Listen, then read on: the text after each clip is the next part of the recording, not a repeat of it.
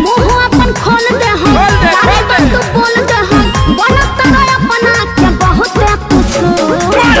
नमस्कार। तो अभी आप लोग जौन वीडियो देखनी है ई वीडियो बा भोजपुरी हिट मशीन खेसारी लाल यादव जी और भोजपुरी शेरनी अक्षरा सिंह जी के बारे में, जिनकर नया होली के वीडियो गाना आवे वाला बा। चर्चा खूब जोरों से हो रहा बा और वही के सट पर से ई वीडियो वायरल भइल बा, जहाँ पर खेसारी लाल यादव जी और अक्षरा सिंह जी कबूतर गाना पर, होली के कबूतर गाना पर रील बनौले बड़े और आप सब देख ही सकता नहीं। एकरा अलावा विवेक सिंह के साथ भी एगो रील बनावल गइल बा, अखिलेश कश्यप के साथ भी बनावल गइल बा और काफ़ी ज़्यादा संख्या में वायरल हो रहा बा ई रील सब सोशल मीडिया पर। तो सोचनी आप लोगन के यूट्यूब पर भी दिखा दी, यही चलते ई रील के वीडियो हम लेके आ गए बनी। अगर वीडियो पसंद आयल बा तो लाइक करी, ज़्यादा से ज़्यादा शेयर करी और बताई आप लोगन की अपडेट्स कैसन लाग रहा बा।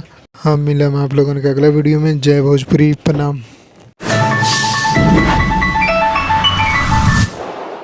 लाल बटन के दबा के अपने के चैनल के सब्सक्राइब कर ली और सभी खबर सबसे पहले देखे खातिर एक घंटे के बटन के भी दबा दी, ताकि जितना भी खबर डालम आप सबसे पहले फ्री में देख लें।